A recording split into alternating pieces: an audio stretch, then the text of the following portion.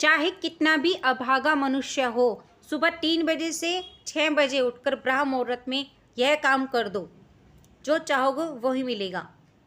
एक बार माता पार्वती ने भी इस विषय पर पूछा कि ब्रह्म मुहूर्त में उठने से क्या होता है। तो आज हम उसी कहानी को सुनाने जा रहे हैं। कहानी को पूरा सुनना और चैनल को सब्सक्राइब करना।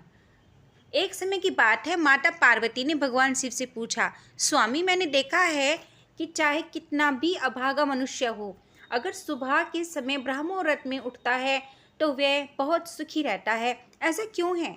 मुझे ब्रह्म मुहूर्त का रहस्य बताइए। तब भगवान शिव ने कहा, हे देवी, मैं आपको इस प्रश्न का उत्तर एक कथा के माध्यम से बताऊंगा। कृपया आप इस कथा को ध्यानपूर्वक सुनना, और जो भी मनुष्य इस कथा को पूरा सुनेगा तो वह कभी भी इस अवसर को अपने हाथ से जाने नहीं देगा। ब्रह्म मुहूर्त का रहस्य जानकर पूरा जीवन बदल जाएगा। भगवान शिव कथा को सुनाना प्रारंभ करते हैं और माता पार्वती से कहते हैं, बहुत समय पहले की बात है, काशी में दीनू नाम का एक लड़का रहता था। वह लड़का बहुत ही अच्छा था, लेकिन उसकी एक आदत थी, वह देर तक सोता रहता था। सुबह उसे जगाने के लिए घर वाले प्रयास करते थे, परंतु वह सुबह देर से उठता था। वह लड़का कभी भी 9 बजे से पहले नहीं उठता था। तब वह बालक था। तब परिवार वालों ने सोचा था कि यह बड़ा हो जाएगा तो इसकी आदत में सुधार हो जाएगा। परंतु वह लड़का जैसे जैसे बड़ा होता गया, उसकी यह आदत और भी ज़्यादा गहरी होती चली गई। दुनिया इधर से उधर हो सकती थी, लेकिन वह लड़का कभी भी जल्दी नहीं उठ पाता था। उसके पिता उसकी इस आदत से बहुत ज़्यादा परेशान होने लगे थे। उस लड़के को ढेरों नकारात्मक शक्तियों ने घेर लिया था। वह सभी को पलटकर जवाब देता था और दिन भर उदास रहता था। इसका असर उसके स्वास्थ्य पर पड़ने लगा था। जब वह लड़के को यह पता लगा कि उसके सारे मित्र सफलता को प्राप्त कर चुके हैं, तब वह और भी कहीं ज़्यादा चिंतित हो गया और ईश्वर को कोसने लगा। वह बार बार यही कहता था कि मेरी किस्मत ही खराब है। परंतु उसके पिता अच्छी तरह से जानते थे उस लड़के के असफल होने के पीछे क्या कारण है। भगवान शिव ने कहा, हे देवी, फिर एक दिन की बात है, उसके पिता को किसी सन्यासी के बारे में पता चला, तो वह तुरंत अपने बेटे की समस्या को लेकर उस सन्यासी के पास जा पहुँचे और सन्यासी को बड़े ही विस्तार से अपने बेटे की आदतों के बारे में बताया। फिर सन्यासी ने कहा कि कल आप अपने बेटे को इस आश्रम में आने को कहना। फिर उस लड़के का पिता अपने घर की ओर चला गया। उसे पता था कि वह सीधे तरीके से अपने बेटे को सन्यासी से मिलने के लिए कहेगा तो वह कभी तैयार नहीं होगा। उसने अपने बेटे को अपने पास बुलाया और कहा, तुम्हारे सारे मित्र जीवन में सफलता प्राप्त कर चुके हैं, क्या तुम सफल नहीं होना चाहते हो? लड़के ने उत्तर दिया कि ज़रूर पिताजी, परंतु जब भी मैं अपने मित्रों से उनकी सफलता का रहस्य पूछता हूँ तो मुझे कुछ नहीं बताते हैं। भगवान शिव ने कहा, है देवी। फिर उसके पिता ने कहा, मुझे यह रहस्य पता चल गया है कि वह सभी क्यों सफल होते जा रहे हैं। तब उस लड़के ने बड़ी उत्सुकता से पूछा, क्या पता चल गया है पिताजी? कृपया करके मुझे भी बताइए। उसके पिता ने कहा कि कल सुबह तुम्हें एक सन्यासी के आश्रम में जाकर उनसे मिलना है। यदि तुम वहाँ पर समय से पहुँच गए तो वह सन्यासी तुम्हें ऐसा मंत्र बताएंगे जिससे तुम सफल हो जाओगे। परंतु एक समस्या है। लड़के ने पूछा, क्या समस्या है? पिता ने कहा कि जब तक तुम सोकर उठोगे तब तक सन्यासी से मिलने का समय समाप्त हो जाएगा। भगवान शिव ने कहा, हे देवी। फिर उस लड़के ने कहा कि पिताजी, मैं कल पूरी रात जागता रहूँगा और सुबह सन्यासी से मिलकर आऊँगा। उसके पिता ने कहा कि ठीक है, तुम वहाँ जाकर उस सन्यासी की आज्ञा को मानना। पिता की बात सुनकर वह लड़का बहुत अधिक खुश हुआ। जीवन में पहली बार रात्रि में वह जागता रहा, परंतु थोड़े ही समय में उसे नींद आ गई और वह सो गया।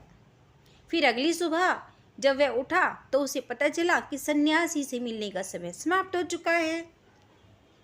उसके पिता ने लड़के की तरफ देखा और कहा, तुम जीवन में कभी सफल नहीं हो सकते, ऐसे कैसे सफल हो जाओगे? जाकर सो जाओ। पिता की यह बात सुनकर उस लड़के को बहुत दुख हुआ। उसने मन ही मन स्वयं को चुनौती दे दी। कल सुबह वह सन्यासी से मिलने अवश्य जाएगा। उसने अपने पैर में एक छोटा सा घाव बना लिया, जिससे दर्द के कारण उसे रात भर नींद नहीं आई। भगवान शिव ने कहा, हे देवी, यह ऐसा पहला अवसर था जब उसने अपने जीवन में पहली बार सूर्योदय देखा था। वह तुरंत ही तैयार होकर सन्यासी से मिलने के लिए चला गया। आज उसका अनुभव कुछ अलग ही था। वह बेहद शांत महसूस कर रहा था। चलते चलते वह लड़का जैसे ही सन्यासी के आश्रम में पहुंचा तो वहां पर उसने देखा कि सन्यासी और उसके सभी शिष्य ध्यान लगाकर बैठे हुए थे। भगवान शिव ने कहा, हे देवी, फिर जब ध्यान समय समाप्त हुआ तब वह लड़का उस सन्यासी के पास पहुंचा और उन्हें प्रणाम करते हुए बोला कि आपके पास कोई ऐसा मंत्र है जिससे मैं सफल हो सकता हूँ? कृपया करके मुझे यह मंत्र बताइए। मैं भी अपने मित्रों के समान सफल होना चाहता हूँ और अच्छा जीवन जीना चाहता हूँ। भगवान शिव ने कहा, हे देवी। फिर सन्यासी मुस्कुराए और बोले, अच्छा, तो तुम वही बालक हो। तुम्हारे पिताजी मुझसे मिलने आए थे और उन्होंने तुम्हारे विषय में मुझे सब कुछ बता दिया था। मैं तुम्हें वह मंत्र अवश्य बता देता हूँ, परंतु। अब लड़के ने जैसे ही परंतु शब्द सुना तो लड़का घबरा गया। उसने पूछा, परंतु क्या गुरुदेव? तब सन्यासी बोला, मैं तुम्हें वह मंत्र बताऊंगा, परंतु अगले 21 दिनों तक तुम्हें मेरी आज्ञा माननी होगी। मैं तुम्हें वह मंत्र 21 दिनों के बाद बताऊंगा। तब तक मैं तुमसे जो कभी कार्य कहूँगा तुम्हें वह करना होगा। यदि तुम असफल हुए या कार्य के बीच से तुम्हारा संकल्प टूट गया तो उस मंत्र का असर नहीं होगा। दृढ़ निश्चय के साथ उस लड़के ने कहा कि मुझे आपकी सारी आज्ञा स्वीकार है। मैं अगले 21 दिनों के लिए आपका दास हूँ। आप जो भी कहेंगे मैं वही कार्य करूँगा। मुझे केवल और केवल उस मंत्र के बारे में जानना है। भगवान शिव ने कहा, हे देवी। फिर वह सन्यासी ने उस लड़के से कहा कि ठीक है, कल से तुम्हारा कार्य शुरू होगा। तुम इसी आश्रम में निवास करोगे। वह लड़का आश्रम में निवास करने के लिए तैयार हो गया। सन्यासी ने कहा कि यहाँ रहते हुए तुम्हें ब्रह्म मुहूर्त में उठना होगा और दूसरे शिष्यों की तरह ध्यान और तप करना होगा। साथ ही आश्रम के कार्यों में भी सहायता करनी होगी। ध्यान रहे, यह संकल्प टूटना नहीं चाहिए। भगवान शिव ने कहा, है देवी। अब लड़का सन्यासी की बात से सहमत हो गया। अगले दिन से उसके कार्य के दिन की शुरुआत थी। इस बार उसने दृढ़ निश्चय किया, परंतु 1 सप्ताह बीतने के पश्चात ही उसका संकल्प टूट गया और वह 8वें दिन देर तक सोता रहा। जब वह नींद से जागा तो उसने कहा कि मुझसे कितनी बड़ी भूल हो गई है। वह रोते हुए सन्यासी के पास पहुंचा और कहने लगा, हे गुरुदेव, मेरा संकल्प टूट गया। अब मैं जीवन में कभी सफल नहीं हो पाऊंगा। सन्यासी ने उसे समझाते हुए कहा कि एक बार फिर से शुरुआत करो, फिर से संकल्प लो। फिर लड़के ने सन्यासी से पूछा कि सुबह उठना इतना आवश्यक क्यों होता है और यहाँ पर सभी लोग इतनी जल्दी क्यों उठ जाते हैं? भगवान शिव ने कहा, हे देवी। तब सन्यासी ने लड़के को समझाते हुए कहा कि सुबह यानी ब्रह्म मुहूर्त में उठने के पीछे बहुत बड़ा विज्ञान छिपा हुआ है। लड़के ने कहा कि कृपया मुझे वह विज्ञान बताने की कृपा करें। सन्यासी ने कहा कि रात्रि का 4 पहर में बांटा गया है। पहली रुद्रकाल, जिसका समय शाम 6 बजे से लेकर 9 बजे तक होता है। दूसरा राक्षस काल, जिसका समय रात्रि 9 बजे से 12 बजे तक होता है। तीसरा गंधर्व काल, जिसका समय रात्रि 12 बजे से 3 बजे तक होता है। और सबसे अंत में जो पहर है उसे मनोहर काल कहते हैं। इस समय का ब्रह्म मुहूर्त या अमृत बेला के नाम से भी जाना जाता है। इसका समय भोर 3 बजे से सुबह 6 बजे तक होता है। यह वह समय होता है जब पूरे संसार की नकारात्मक शक्तियाँ निष्क्रिय अवस्था में होती हैं और सकारात्मक शक्तियाँ सक्रिय होती हैं। ब्रह्म मुहूर्त अर्थात देव मुहूर्त, ब्रह्म मुहूर्त का अर्थ है देवताओं का समय होता है। भगवान शिव ने कहा, हे देवी। वह सन्यासी आगे कहता है, इस समय देवता धरती पर विचरण करते होते हैं और जागृत मनुष्य पर उनकी बड़ी कृपा होती है, सकारात्मक प्रभाव पड़ता है। ब्रह्म मुहूर्त से ऐसा समय होता है जिसमें मनुष्य का मस्तिष्क बिल्कुल खाली होता है और जब इस समय व्यक्ति अपनी पुस्तक खोलकर बैठता है, अध्ययन करता है, तो उसको सब कुछ जल्दी याद होता है और वह लंबे समय तक याद रहता है। यह ऐसा समय है जिसमें हम ज्ञान को समझने का प्रयास करते हैं। इस कारण आश्रम के सभी शिष्य, संसार में बहुत से ज्ञानी लोग ब्रह्म मुहूर्त में ही उठ जाते हैं। प्राचीन काल में रोशनी का कोई स्रोत न होने के कारण लोग अपने दिन का समापन सूर्यास्त के साथ और आरंभ सूर्योदय के साथ करते थे। यह एक तरीका है जिससे मानव जीवन प्रकृति के साथ तालमेल बनाकर चलता है। भगवान शिव ने कहा, देवी।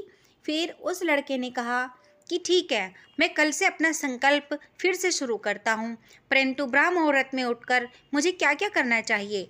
तब सन्यासी ने कहा कि ठीक है, मैं तुम्हें बताता हूँ कि ब्रह्म मुहूर्त में क्या करना चाहिए और कैसे करना चाहिए। सबसे पहले उठकर धरती माता को पांव रखने से पहले धरती माता को प्रणाम करना चाहिए और अपने दोनों हथेलियों को देखना चाहिए और ईश्वर को धन्यवाद देना चाहिए कि उन्होंने आज सूर्योदय देखने का अवसर दिया है। उसके बाद नित्यक्रम और स्नान करने से शरीर की ही नहीं बल्कि मन की भी शुद्धता बढ़ जाती है। स्नान करने के पश्चात ध्यान की प्रक्रिया होती है। ब्रह्म मुहूर्त में ध्यान की अवधि 21 दिन तक होती है। इस विधि का उपयोग तब किया जाता है जब आप अपनी कोई मनोकामना की पूर्ति चाहते हैं। यह ऐसा समय होता है जब व्यक्ति अपने आज्ञा चक्र को सक्रिय करने पर काम करते हैं। भगवान शिव ने कहा, है देवी। आगे वह सन्यासी कहता है, आज्ञा चक्र दोनों भवों के बीच होता है। यह संकल्प का स्थान भी कहा जाता है। अगर इस चक्र पर ध्यान केंद्रित किया जाए और अपनी मनोकामना को बार बार दोहराया जाए तो मात्र 21 दिनों के भीतर वह मनोकामना पूरी हो जाती है। अगर आपके मन में कोई अधूरी मनोकामना है और आप उसे पूरी करना चाहते हैं, तब सबसे पहले उस मनोकामना का स्पष्टीकरण कर लें। आपको क्या चाहिए यह निर्णय अवश्य कर लें। इसके बाद ध्यान की विधि को शुरू करें। ब्रह्म मुहूर्त में स्नान के बाद एक ऐसा स्थान चुनें जहाँ पर वायु का प्रवेश हो। ध्यान में शुद्ध प्राणवायु का होना आवश्यक होता है। ध्यान की मुद्रा में रीढ़ की हड्डी सीधी होनी चाहिए, साथ ही गर्दन भी सीधी होनी चाहिए। सुखासन की अवस्था में दोनों हाथों को घुटने पर रखकर आंखें बंद करके बैठ जाएं। हाथों की मुट्ठी को बंद कर लें और 2-3 मिनट तक बिल्कुल शांत हो जाएं। जब आपका शरीर स्थिर हो जाए और श्वास भी शांत हो जाए, तब उसके बाद आप अपना सारा ध्यान आज्ञा चक्र पर लगाएं। इस दौरान लंबी गहरी सांस लें और सांस को रोक कर रखें।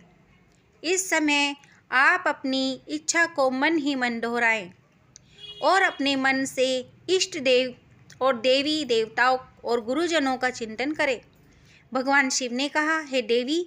उस सन्यासी ने कहा, जब सांस को रोकना कठिन हो जाए तब धीरे धीरे सांस को बाहर की ओर छोड़ें। सांस को नाक से भरें और मुख से बाहर छोड़ें।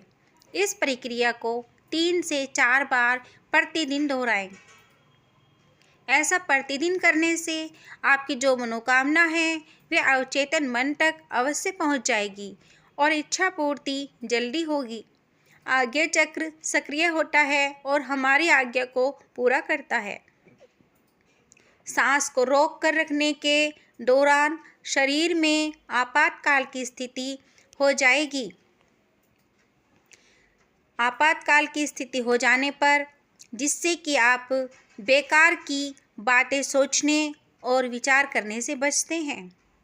ब्रह्म मुहूर्त के समय ईश्वर की विशेष कृपा होती है और कोई भी व्यक्ति अपनी मनोकामना को इस समय दोहराता है तो उसकी इच्छा जल्दी से जल्दी पूरी होती है। भगवान शिव ने कहा, हे देवी। इस प्रकार सन्यासी ने उस लड़के को ब्रह्म मुहूर्त का महत्व बताया। अगले 21 दिनों तक वह लड़के ने बड़े ही मन के साथ इस प्रक्रिया को अपनाया। अब वह बहुत ही ज़्यादा अनुशासित और शांत स्वभाव का बन चुका था।